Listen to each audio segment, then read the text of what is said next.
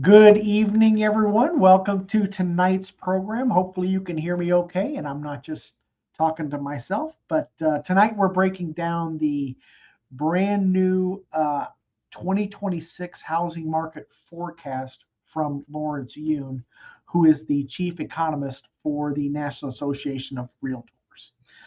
Some people think the market's in limbo. Some think it's softening, and some think we're heading for trouble. So, Lawrence Yun is taking an opposite stance. He's actually quite bullish. So, and he's not holding anything back. So, let's jump into tonight's article. If anybody can hear me okay in the chat, let me know. Looks like we got somebody on watching, but we're going to talk about this article here where it's from Housing Wire. Okay, and I also want to take a look from a different point of view too. So let's look at Lawrence's comparison to assessment of the market, and then we'll look at another analyst that's out there. So we have Clark is in the house. All right, Clark. Welcome to the program. It's always great to see Clark in the chat there. So thanks a lot, Clark, for stopping by. All right, terrific. Um, And the first thing he's predicting is NAR economist Lawrence Yun is forecasting a 14% rise in existing home sales and a 4% price growth in 2026 due to lower mortgage interest rates. Okay. And some people are going to say, you know what? Hey, he's from the National Association of Realtors. Of course, he's going to be bullish. He's going to be a cheerleader and that sort of thing. Um, and there's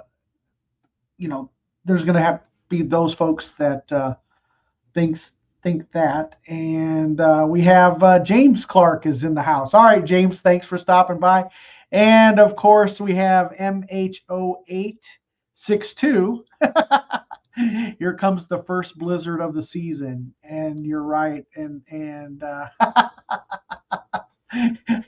yeah, I have a couple listings coming up, and I called my photographer today to say, hey, is there any way you can kind of bump up and take the exterior photos before the snow hits? So I think it's supposed to be north of us, but here's the deal. How about MH08? You're out there in Denver. Have you are you getting hit pretty good, or what's that? What's the weather like for you right now?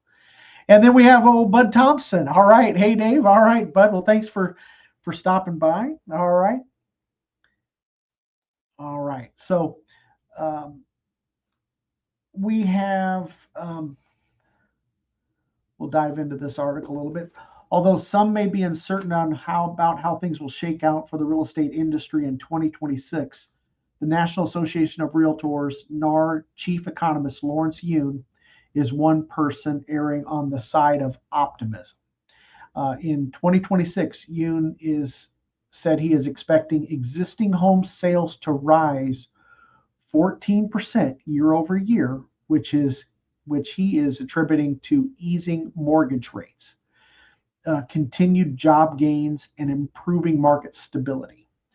Next year is really the year we'll see a measurable increase in sales, you said during the Residential Economic Issues and Trends Forum, basically the NAR conference down there in Houston.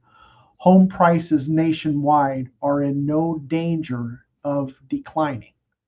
Now, not everybody feels that way because we have a lot of folks out there that feel differently. Okay, and let's see, we have Son of Joxer. Okay, hail, and well met. Congrats on your recent closing. Thank you very much. I appreciate that. Closed one today, so there's buyers out there. And MH08 says. Now it was cool today, mid 50s for the rest of the week. Just saw the upper Midwest is getting clobbered today. Yep. So that's exactly. All right, cool. All right. Uh, Home prices nationwide are in no danger of declining. Okay, now that's his opinion. Okay, but let's take a look at this article because someone texted this, gave me a text this morning, shot me a text and said, "Hey Dave, what about this article? Because this article says price correction worse than 2008 coming to the U.S. housing market." Analyst. Okay, so this is a completely different um, take on the housing market. Okay, but we'll go back to Lawrence's prediction. Okay, but not everybody is as optimistic as Lawrence is. So Yoon is forecasting that home prices will jump 4% annually in 2026 due to steady demand and persistent low housing inventory. For Yoon, the path to a stronger 2026 is paved by the recent reopening of the government. Okay. I bet you'll see more activity based on what has happened in the past reopening of the government shutdown. Yoon said the reopening of the government means the release of delayed jobs data. And while inflation remains above the Federal Reserve would like to see, Yoon believes as long as jobs data remains weak, there is a decent chance of the Fed cutting interest rates at its December meeting. And that's what's kind of paradoxical because sometimes what's actually bad news where job market is getting weak is actually good news in the housing market if you're a buyer, if you're a home buyer, because if all of a sudden jobs data is weaker, they think, oh my gosh, the economy is sputtering. And then what they do is they lower those interest rates. Okay. And again, every market is going to be different. Okay. Just like Clark says, sellers in some parts of the metro Atlanta area are starting to cut their prices. And that's the other thing too, and that's really important to understand is that every market is going to be local. Okay. So but yeah, and then here's the other thing too. Homes sell for market value. If the home isn't selling, that means it's not priced right.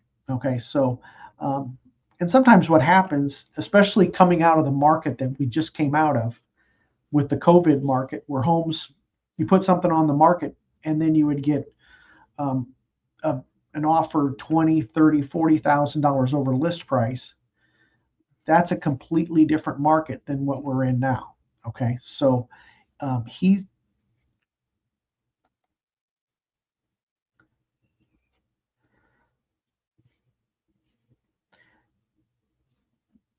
I would say they will make a cut in December and probably two more next year.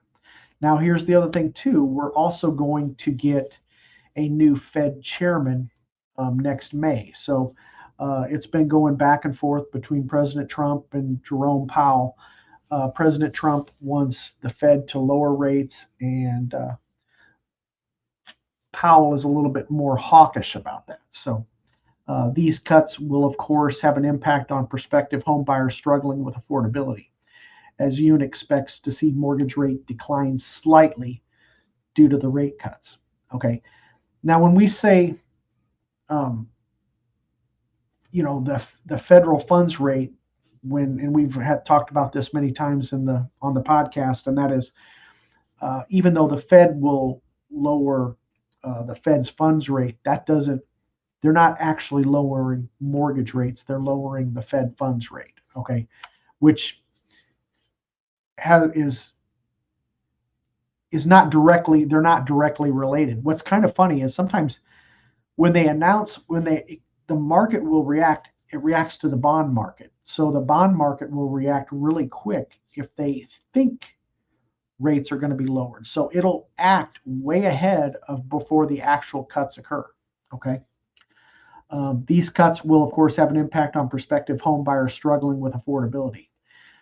As Unit says, they expect mortgage rates to decline slightly due to the rate cuts. As we go into next year, the mortgage rate will be a little bit better, said Yoon. It's not going to be a big decline, but it'll be a modest decline that will improve affordability. Now, again, we're not talking interest rates going from 6.3 down to 4%, we're talking about a modest rate cut. Okay. Let's see what Bud says. He'll have Dr. Yoon and Kevin O'Leary on the program with him. Yeah, oh yeah.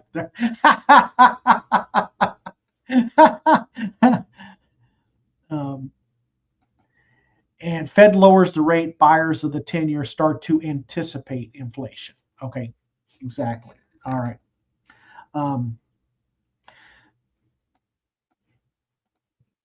These, I was losing my spot in the article. I need to have like a little bit of a marker on there or something. Maybe I should do that. Okay.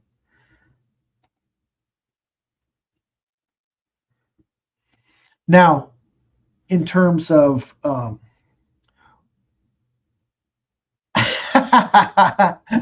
real, yeah, I know what you meant. That's that'd be pretty cool. Okay, now I had some other notes here. Now let's see what.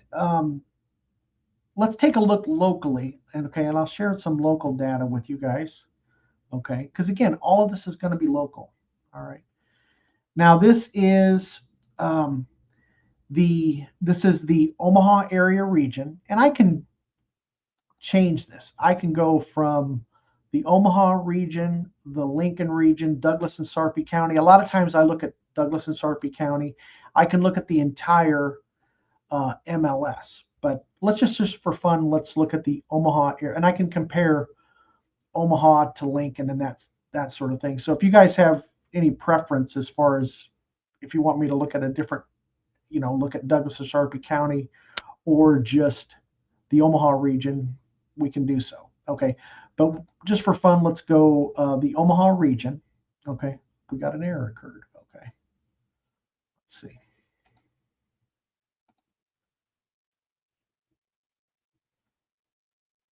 Oh, we hit a little bit of a glitch there. Let me go ahead and we'll share this, and then we'll go back. Let me log back into the MLS. It logged me out for some reason.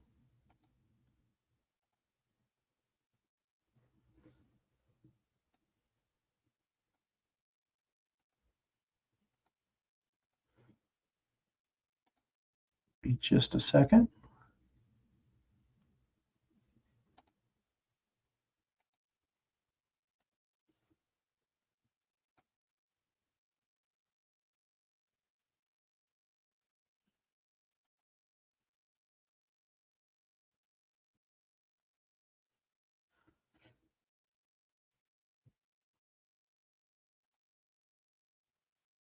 Let's see.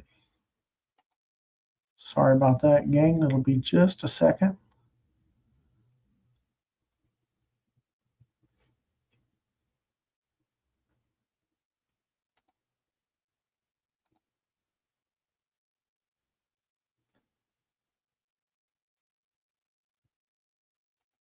Well, maybe I won't be able to do that tonight, so I'll have to jump back to that. So I apologize, but okay, we'll jump back to that. Now let's look at this article, okay, and all right, the housing market is going. This is the market is worse than 2008, and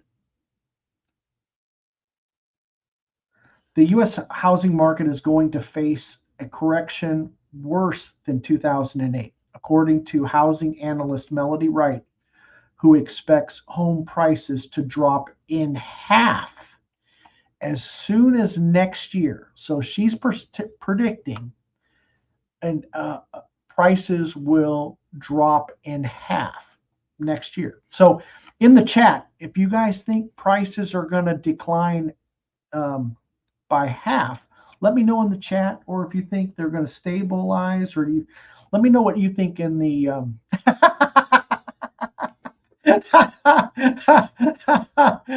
I'm the Jeopardy theme amongst ourselves. Yeah. Okay.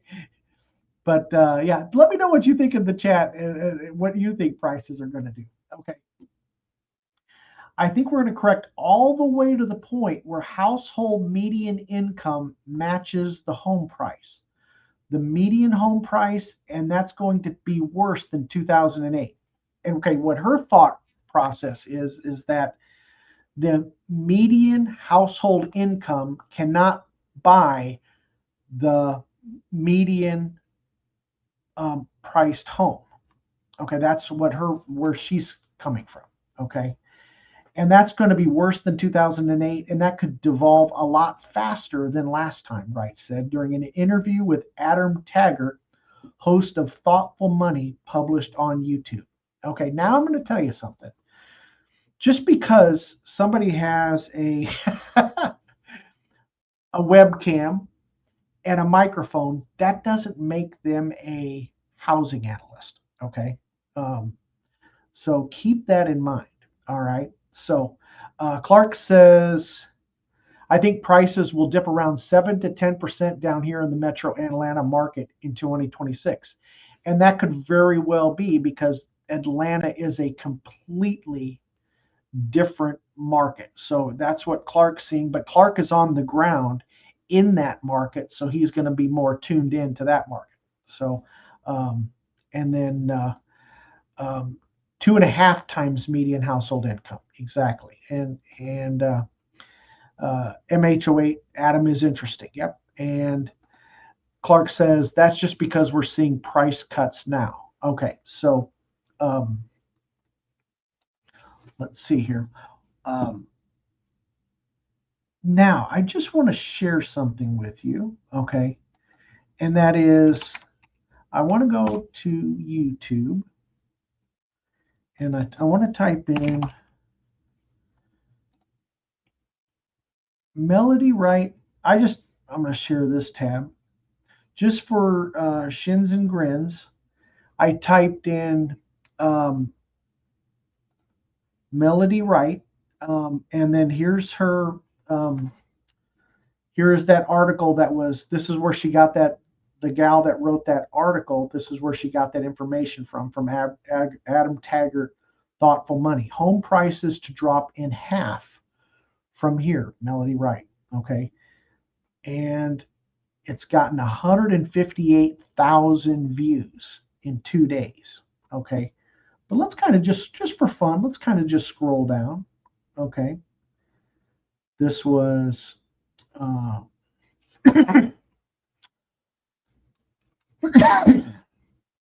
okay. She made it to Fox Business, so she got was on the news there. They interviewed her there. Okay, there's my friend Jim Sylvester. Okay, housing collapse, that was two months ago. 7 months ago there was a debate. Okay, 1 month ago, Corn Craze is live. That's a Husker. That's because we're on my channel. So this is 3 months ago. Okay. Okay, this is 2 years ago. Housing market set for a Cat 5 storm worse than the great financial crisis. This is, there's Adam Taggart and there's Melody Wright. 355,000 views 2 years ago. So she's not very bullish on the housing market.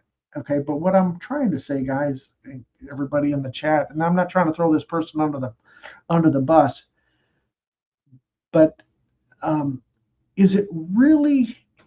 And this is something else about YouTube, and that is negative news gets the click.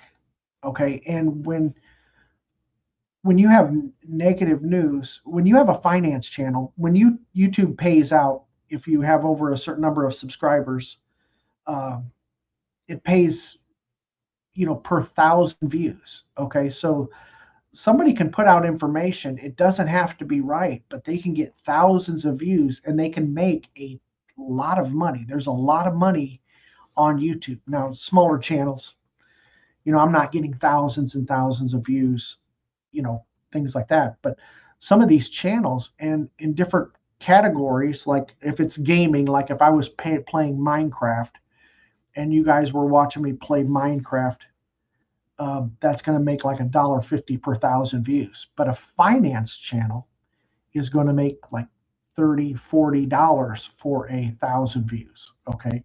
But there's a lot of money in the YouTube space. And what I'm trying to say is sometimes when something is free, you are the product. And so sometimes the information doesn't have to be accurate. It just has to get views. Okay. And I'm guilty of that too. I'll put a flames in a, um, thumbnail and that sort of things. But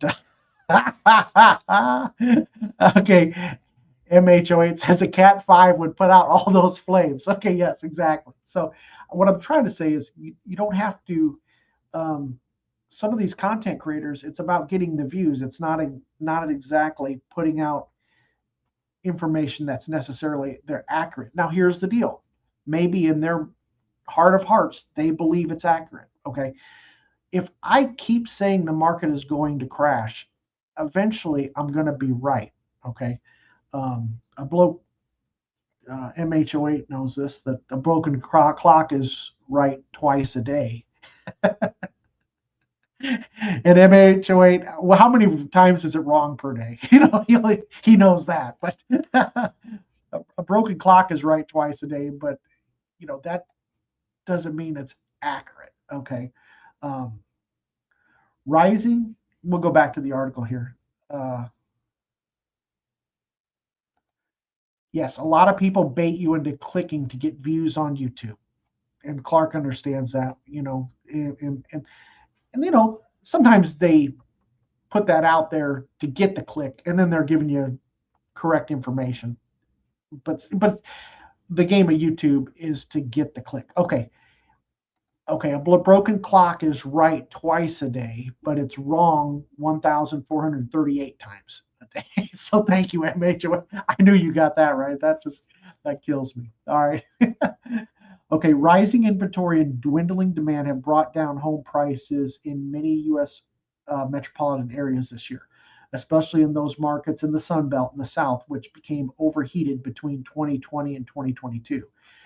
Clark is in one of those markets. He's in the Sun Belt. He's down there in Atlanta. At a national level, the vertiginous growth, I'm not even sure if that's how you say it or not, that characterized the pandemic years has also slowed to a grind, with the median sale price of a home in October only 1.2% higher than a year ago, according to Redfin, at $439,701.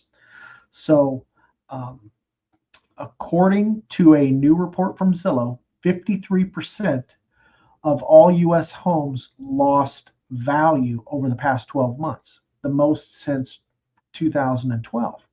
Now, that sounds really scary, but that doesn't necessarily mean home prices are going to fluctuate. Okay. But just like they were talking about earlier, um, you know, prices were only up 1.2% a year ago. Okay. But if something is down, it could be down 1%. It doesn't mean a drop of 50% is ginormous. Okay. Even in our market during the great financial crisis, I was selling homes here back then. And guess what? We didn't see that kind of, you know, were there a lot of homes on the market? Absolutely. Was it tough to sell? Absolutely.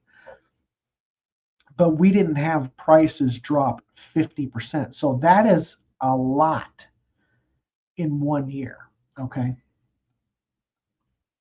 Um, MH08 says, I wish I liked the South, just not my bottle of Neely. Yep.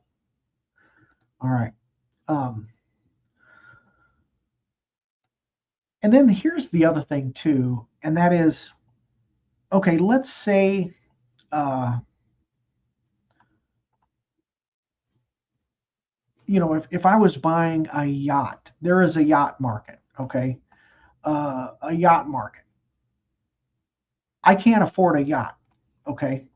But guess what? Yachts, even though most average Americans can't afford a yacht doesn't mean that yachts aren't being sold. There's still a market out there. It's just that I'm not in that market. Okay. And let's see, we have Ludi Djibouti in. I just checked in with my realtor in the Philly metro. She said prices are falling in the city, but holding strong in the burbs. Okay. Yep. Because it's all going to be local. All right. While affordability has slightly improved, however, millions of Americans are still being kept on the sidelines of the housing market by higher home prices, property taxes, and home insurance premiums, as well as still elevated borrowing costs. Now, just that sentence right there says when, even though affordability has improved, millions of Americans are being kept on the sidelines. So those are buyers out there, but they're being sidelined. Well, guess what? If prices came down, guess what those folks are going to do? They're going to come off the sidelines, and that's going to increase demand. Okay, so even within that article, there's kind of a flaw. Okay, and then I'm going to share with you another thing about this article. Okay, it's by Newsweek, which you would think that'd be a credible source. Okay, who's this person right here? This, I don't know how to say this. This person right here. Um, she's a Newsweek reporter based in London, um, United Kingdom. Her focus is on the U.S. economy, housing market, property insurance market, local and national politics. So she covers a wide array of stuff. But this person is not even in the United States. Okay. So she found a YouTube channel that said the market is going to crash 50%. And then what is Newsweek trying to do? Newsweek is trying to get me to read this article in order so they can sell this right over here, this advertising. Okay. If this gal put out an article that is just going to be a normal market, do you think that's going to get clicks? YouTube and the media are the same thing. If it bleeds, it leads. People like, there's a negativity bias towards YouTube. If she just said it was going to be a normal market, um, that's not going to get the clicks. Okay. Having the market fall into demand isn't the worst thing that could happen. Okay. Um, if prices go down and people can come off the sidelines and buy homes, that's not necessarily a bad thing because people could buy homes. Okay. Um, What's happening in the U.S. housing market, rising inventory and dwindling demand have brought down home prices in many U.S. metropolitan areas this year, especially those markets in the Sun Belt and the South, which became overheated in 2022. Oh, I already did that. I already said that part. Um, Let me catch up here. Wright told Taggart that while it's hard to say whether home prices at a national level have fallen this year, you can definitely see deceleration happening. Okay. And I want to share something else. Okay. Hang with me for just a second.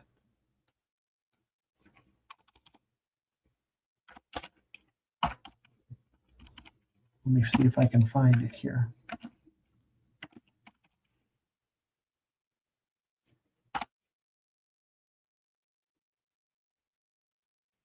Okay. Let me share this tab with you. Okay. Lo and behold, we have just doing a search on YouTube. We don't want to get a copyright strike or anything like that, so we don't want to play their video. But look what it said a year ago. This was a year old, okay, and Melody predicted 2025 housing bloodbath with Melody Wright. So 2025 housing market has been a bloodbath, but prices going up 1% from last year, to me, isn't necessarily a bloodbath. Okay, and again, um, it's trying to get clicks, and you can even see different the styles of thumbnails will even match. Okay, so anyway, I wanted to share that.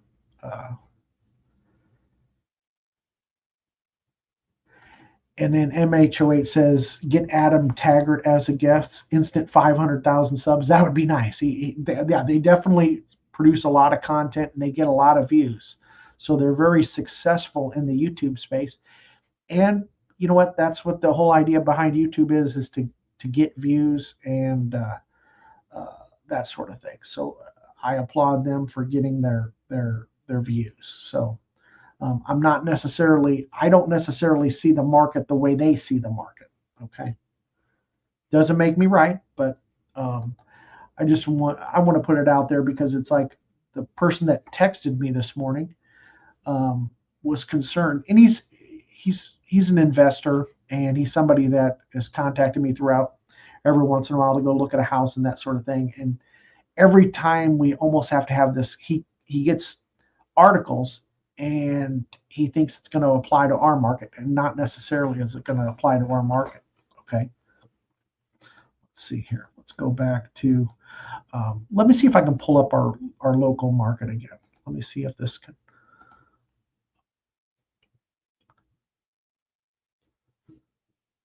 I'm going to log back out again.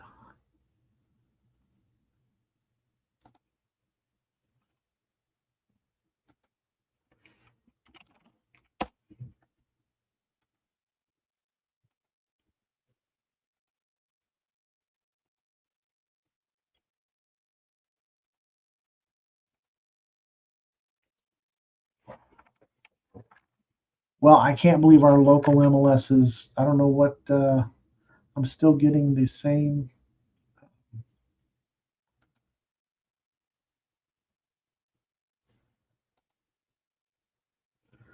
Well, what I wanted to. Let me see if I can share this with you guys.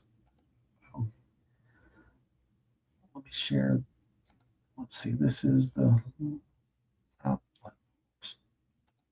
share. Okay. Let me see if I can share this part here. I want to share this.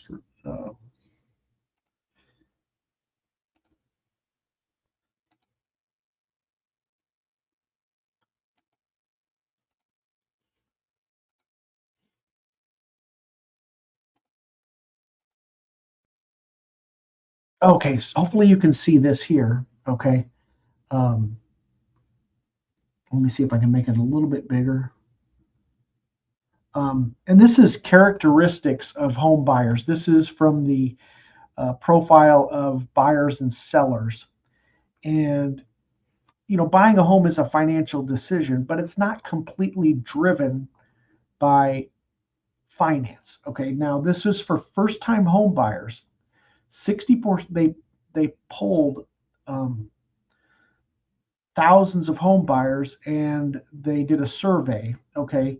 And the primary reason for purchasing a home, first time and repeat buyers, okay, for first time home buyers, 64% of first time home buyers was a desire to own a home of their own. That was the motivating factor. Hopefully you can see that. Okay. Let me see if I can see if that helps. Okay. Um, for repeat buyers, it was desire to own a home. And then for repeat buyers, um, the second thing that came in line was 16% was desire to be closer to friends, family, relatives. I've helped several folks relocate to the Omaha area, and a lot of folks were moving for that reason. They were older and they wanted to be closer to the grandkids. So that was a big motivator. Okay, for repeat for for repeat buyers, it was to be closer to family. Okay. And then you can see how these are ranked. For all buyers, the other reason for a larger home or a smaller home, for a better area, it's not completely for a financial decision. Okay. I just wanted to kind of point that out. I'm going to still try to get into our MLS. I'm disappointed in that, but let me see if I can do that now.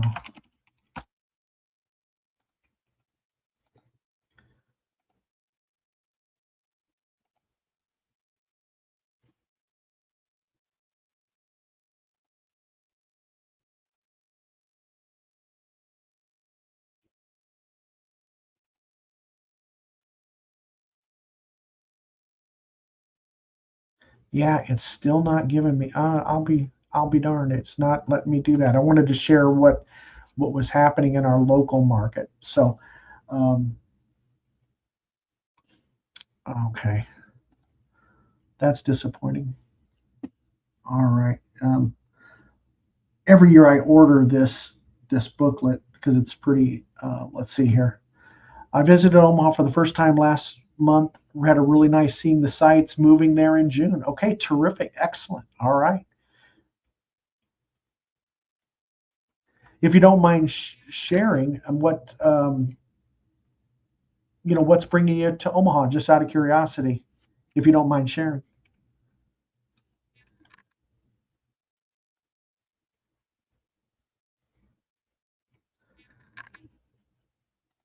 Okay, and here's the other thing too. Um,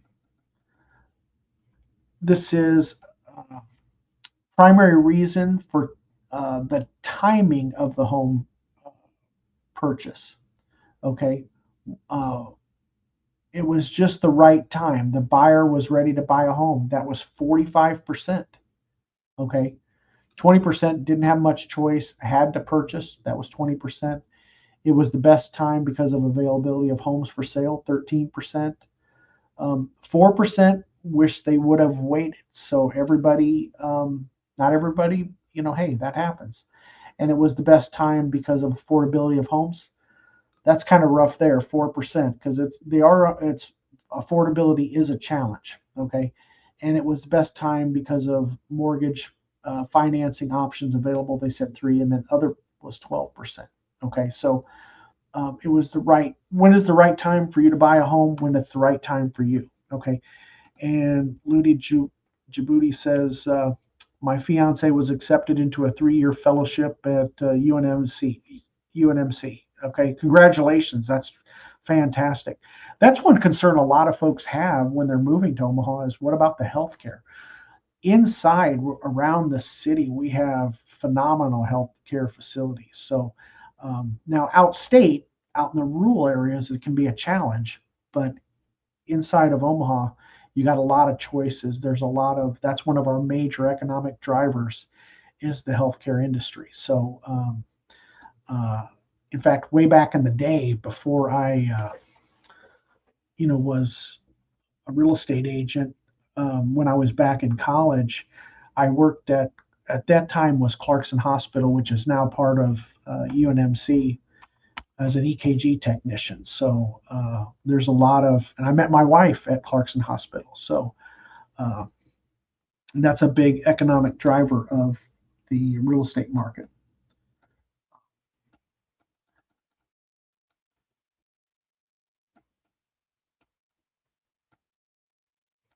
That's prior. This is prior living arrangement. Let me try that. I'm going to try the MLS one more time, guys. Let me see if I can do this here.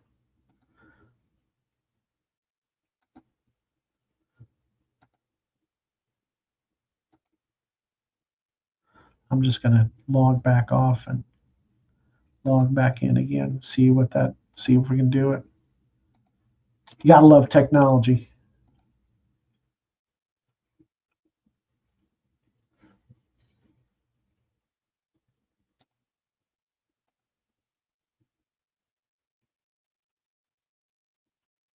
Yeah, it's not letting me do it. I'll be darned. Okay.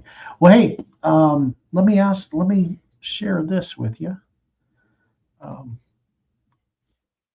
okay. We'll go back to, okay. Does anybody have any questions about anything? Um, we can just ask me anything type of question since kind of everything got kind of discombobulated. So you can ask me some questions about something. Let's see. Uh, all right. And and let's see. Share. I apologize.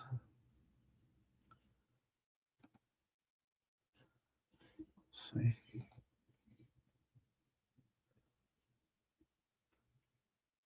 Okay.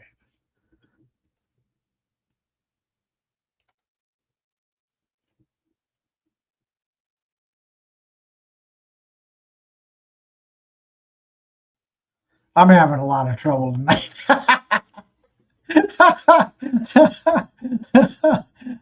All right. I don't even know if I was even. Ah, that's terrible. But I appreciate everybody, the 6 people that are hanging out. I really appreciate you hanging out. Um, what's funny is you wouldn't believe this, but I do try to prepare for these live streams. But and I did. I had all my screens set up, and lo and behold, it's not working for me. So let me share this here. Let me try this here. Thank you, Clark. I appreciate it. That's awesome. That's awesome. I appreciate it. It sometimes it happens. I mean, as much as um, you try, yeah. All right. Son of Jockster says, is the job market in Omaha still running strong? All right. That's a great question. And let's look here. And I'm going to try to add to stage here. So let me do this here.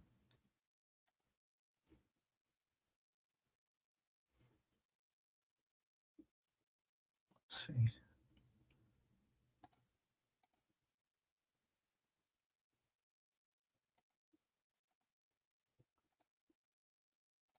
Let me try to.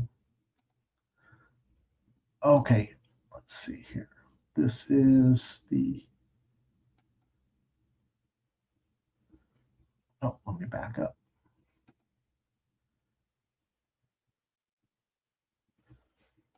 Okay, the economic summary here. Okay, can everybody see that okay? This is a little bit dated because they haven't came out with the new numbers uh, because of the government shutdown. But this was as of September 4th, 2025. The United States unemployment rate was at 4.6, and that's up a little bit. So unemployment is up a little bit. Jobs are getting a little bit weaker. Okay. And then when you look at the Omaha area, let me make this a little bit bigger. Okay. When you look at Omaha, um, we went from 3.3% unemployment rate to 3.4%. So unemployment went up a little bit in the Omaha area. Now, if you break it down by county, Douglas County, it stayed the same. And then Sarpy County, it actually went down a little bit. Sarpy County is Bellevue, Papillion, La Vista, Gretna, all of that growth, all of that area. Here's Douglas County right here, and then Sarpy County.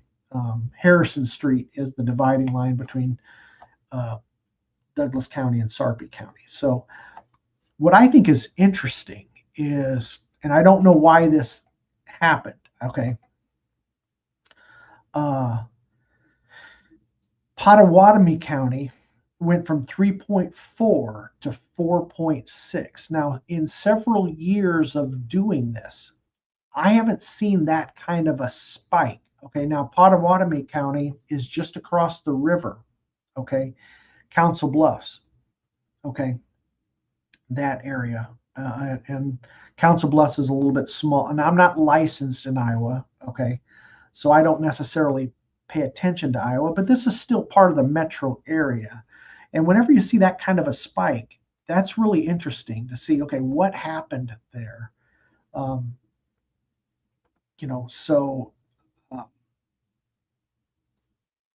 that I think is interesting. And now it'll be interesting to see once this gets updated. It's supposed to be updated um, in December, so it'll be interesting to see what the numbers are at that time. So, but our economy, Son of Joxer, is very stable. We don't get invited to the party, so we don't get the hangover type of thing. And then when you look at our industries, the healthcare industry, that's a big driver of our marketplace. Um, there's plenty of building going on at the med center. They're adding on a big addition to that right now, and there's a lot of drive around town, you see a lot of cranes going on, And when you see cranes, and I have people that are coming into town, and when you see that building and those jobs being created, that's really good for our local economy. Okay.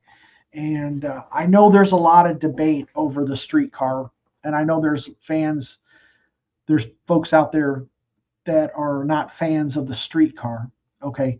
But what they're trying to do is by adding the streetcar, they're trying to get young professionals to, um, urbanism is kind of one of those things. They're trying to get folks to want to come to the city because for a long time we had a thing called brain drain where we educated a bunch of great folks, and then after they educated, they they left Nebraska. So it's actually a thing called brain drain, and something the Chamber of Commerce has been working on and to try to prevent. You know, but to answer your question, that's kind of a long-winded way to answer your questions, Jockster. So hopefully that helps. But uh, you know, um, there's plenty of I think there's plenty of opportunities out there. Okay, um, and then when you have the data centers that are coming on board, like Meta installed a data center, and then Google installed a data center, and these are massive data centers. Okay, you have those types of jobs, and I've gotten calls from folks that watch my channel that are relocating to Omaha because they're working at the data center. So I've worked with a couple past clients that's the reason why they're here is they're coming from the coast, and they're coming from some of these high end markets, and those are some really good paying jobs. So, but again, we got all sorts of, we have the insurance industry. Um, you know, say what you want about the insurance. I mean, they make money, that's for sure. But that hopefully that answers your question. But that's a good question. Okay. And then Ludi Djibouti says, "What do you think is the most common mistake home buyers make?" Um, there's a couple. I think a lot of times they don't keep all of their options open, and then sometimes they don't necessarily factor in the cost of maintenance. Okay, maintenance can be a big deal, especially for folks that are just getting into. If you just barely qualify, okay, my concern is maintenance down the road and overshooting your budget. Okay, where you don't have an emergency fund, you didn't plan for maintenance. You want to be able to get into the home, but then you want to be able to afford it after you're in it. Okay, um, so um, that's kind of there's a whole hopefully that kind of there's a couple big mistakes. I think budget is a big deal because sometimes buyers will go to get pre-approved, they will go to a lender like they're supposed to, but a lender, or a real estate agent, sometimes they're not going to be around to pay your payment. So they'll say, "Oh, you qualify for this amount, $400,000, but you got to make sure that fits within your budget and what, uh, just because you're qualified for it, you want to make sure that you're not house poor, where it's so much of your money eating away, at your income that you don't have any money to live on. That's a lot of stress."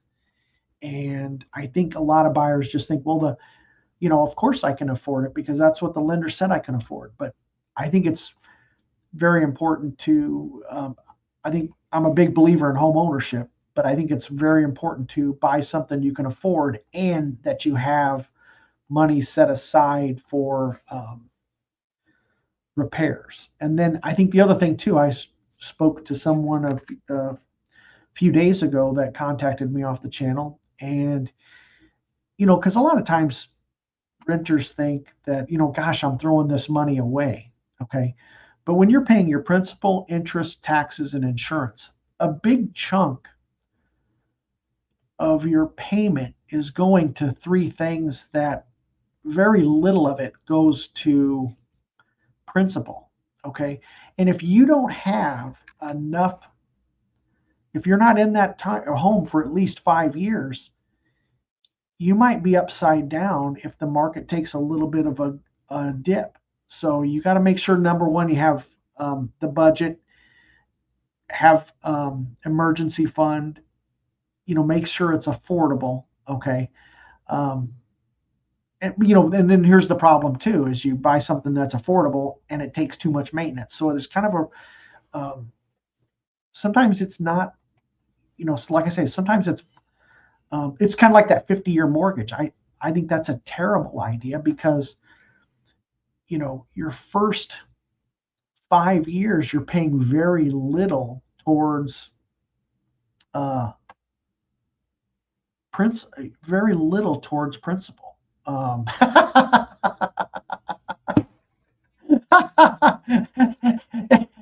MOH 08, it nailed it. Okay, nothing says surprise like a sewer line that needs replacement. Amen. Exactly. Um, you buy a home, and what he's talking about is when you buy a home, if it's an older home built before 1990, it has a big tree in the front yard. Everybody likes trees, okay? Um, I'm not a fan of trees, so don't shoot me or anything, but I'm not a fan of trees, but especially big ones in the front yard, okay? On an older home, and then you have a main sewer line stack that's made of cast iron. Guess what? Uh, that big tree those older homes, they have the main sewer line was put together with clay sections. Okay. So what happens is those little uh, roots from the tree roots find those sewer lines, and the next thing you know is they're looking for a water source, and that main sewer line is a great water source. And then you move in, and let's say you're buying a home. This happens all the time, just like almost like clockwork. You have an older couple who don't use as much water, don't shower, don't use as much laundry, that sort of thing. And then you have a young couple move in, they don't do a sewer scope inspection, and then lo and behold, the main sewer line, about 2 weeks after they move in, the main sewer line backs up. And then they call a plumber out, and they had a home inspection, but the home inspection didn't detect anything because the home inspection doesn't run a camera out that main sewer line. A sewer scope inspection will do that. And then you can see those tree ruts, okay, in that main sewer line. But if you have to replace a main sewer line, okay, that can cost you up to $20,000, maybe even more, okay. Um, yeah, that I'm a big proponent of a sewer line inspection, so that's kind of my rant and that sort of thing. So, um, but yeah, nothing says surprise like a sewer scope inspection. Exactly. Just like Clark says, it's okay to rent. Not everybody is made to be a homeowner. Some people prefer to rent. Exactly. Okay. And, um, and just because you're renting now doesn't mean you have to, you're going to stay a renter the rest of your life. Maybe later on down the road, it's like, hey, you know what? I want to become a homeowner. And that's what you're seeing in the stats is that more homeowners are older. Like this year, the median age for the first time home buyer was 40 years old. For the repeat buyer, it was 62. So, but yeah, Clark is 100% right on that. Clark says it's up to the person. It has to make sense for their circumstances and finances. Exactly. Okay. Maybe financially, hey, um, you're perfectly capable, but maybe just in your situation, maybe it's not a good time for you. Okay. And think Arbor Day was started in Nebraska. Yes. I think there's a conspiracy between big plumbing and tree companies. I mean, when you buy new construction, they give you an option of putting a tree in the front yard. And I'd be like, if I bought new construction, I'm like, man, there's no way a tree's going in the front yard. But I mean, some people, trees are beautiful, all that. Okay, I get it. But as a landlord, I did not like trees. Okay, and that was brought up to me. As a child, my dad didn't like trees, and so it kind of just, But now if you're a tree hugger, if you like trees, go. Everybody likes trees. I mean, they're shady and things like that, but I just don't like them in my yard in the front of the house. That's all. We had a tree in the front yard of our house, and guess what? I had a sewer line, tree roots in the sewer line. Because here's the other thing too. Even though you cut down that tree, guess what? Those tree roots, for some reason, keep on growing or whatever. So I learned that from many inspections. But um, but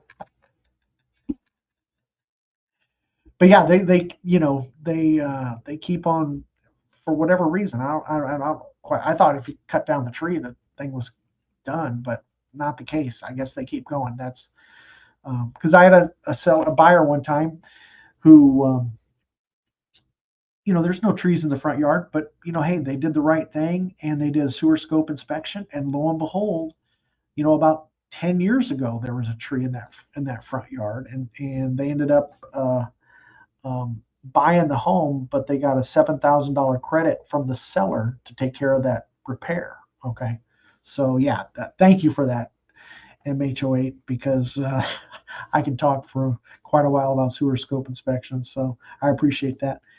And then, not to mention all the nutrients that are in that water source. Exactly. Yeah. I mean, beware of shady trees. I do. When I look at a tree in a front yard, I drove by I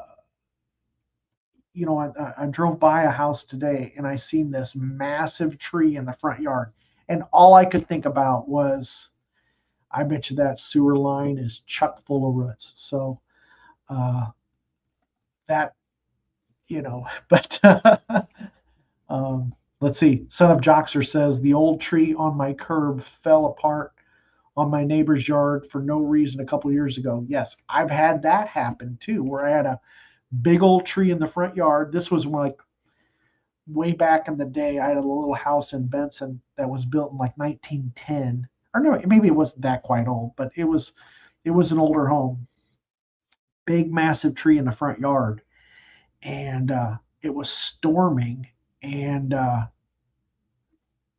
looking out the window, and that tree fell over, and it fell right on my neighbor's car, and it was a massive tree. This thing was 3 foot in diameter, and it fell in the right direction, because if it would have fell towards me, I may not be here right now. So, you know, we get some crazy winds, and we're the home of Arbor Day. We planted all these trees, but I don't know if our true um, geography of the state, with all the winds and the weather patterns, are we really set up to have all these trees in the area? I don't know. Uh, I look for fresh cuts in the street indicating recent sewer work. Yes. Yes, I actually did that on a post on my. Let me see if I can find that. I'll show you guys that real quick. Hang on just a second here. Hold on. See if I can find that. Or maybe it's coming up in my scheduled posts. Let me see. I might be able to, I'll give you guys a sneak peek. Okay, let me share this. This is what MH08 is talking about. Okay, um, you see you see the street, right? And then this is, see where you have a new patch of concrete right here, and then you have a new patch right here. Um, that's what MH08 is talking about.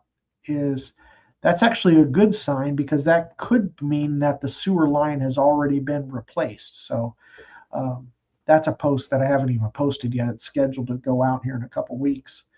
But that's what MH08 is talking about on that. But that's a good sign, because that could mean that sewer work is already done.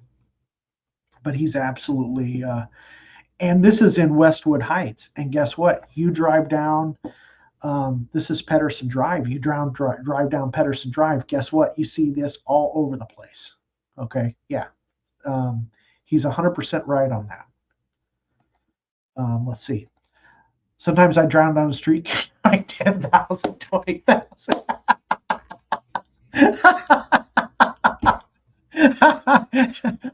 Yeah.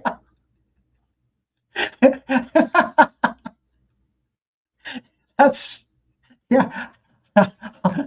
Now when I drive down the street, I'm going to think of UMH08. I'm going to think of, it's getting toward the end of the stream. I can only say MH08. Now he's added 6.2 because, yeah, now I'll think of MH08 counting as he goes down the street. So that's awesome. That's awesome. So let me see here. I'm going to try one more time just because I'm that kind of crazy. I'm going to try to see if. Um, nope, they're still not giving. I don't know what's going on with the MLS. So, but let's see. I didn't add the 6.2. That's on Google. Okay. Because now maybe there's another MH08 that's kind of was trying to impersonate you that you had to add the 6.2. So, all right. Well, hey everybody, I'm sorry about the stream. We'll attack it the next week. And I also want to say I want to wish everybody a happy Thanksgiving, and I'm really grateful that you guys tune in every week and help me out, especially when things don't quite go as planned. It's a lot of fun, and so I appreciate that, and I appreciate everybody's.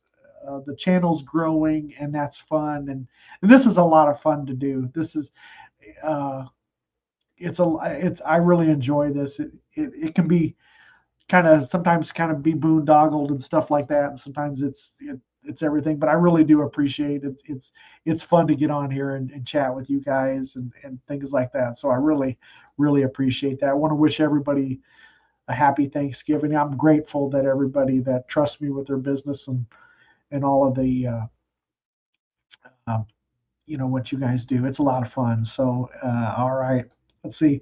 Son of Jockster, happy Thanksgiving, and then thumbs up. Thank you very much, guys. And then God, the time flew by. But anyway, I appreciate everybody. Enjoy their Thanksgiving and make it a great day. And we'll see you next week. Bye bye. Oh, and go Big Red because we play Iowa this Friday. So, oh Lord. But thanks again, everybody. Have a great day. Bye bye.